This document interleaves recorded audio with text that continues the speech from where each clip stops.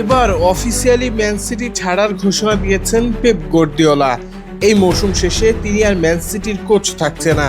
দীর্ঘ 10 বছর অনেক সাফল্য, আলোচনা, সমালোচনার জন্ম দিয়েছেন এই স্প্যানিয়ার্ড। 10 বছর আগে 2016 সালের 1 জুলাই 3 বছরের চুক্তিতে পেপ ম্যান সিটিতে এসেছিলেন। এই এক দশকে পেপ 4 বার চুক্তি নবায়ন করেছেন সিটির সাথে।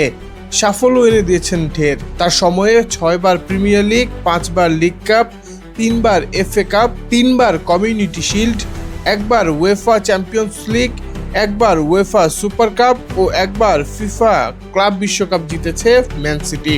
এবারের প্রিমিয়ার লিগ নিয়ে হাড্ডাহাড্ডি লড়াই হচ্ছে আর্সেনালের সাথে। জিতলে 7 বার প্রিমিয়ার লিগ চ্যাম্পিয়ন হবে সিটি। পেপ তার ক্যারিয়ারে 2 ক্লাবকে ট্রেবল জিতিয়েছেন, 1 বার্সেলোনা, 2 ম্যান সিটি। পেপের অধীনে বার্সেলোনা 2008-9 সালে ট্রেবল জিতেছে। মেসি সেই দলে ছিল। বলা যায় মেসি পেপকে বিখ্যাত করেছেন। আবার ম্যান সিটি পেপের অধীনে 2022-23 মৌসুমে ট্রেবল জিতেছে।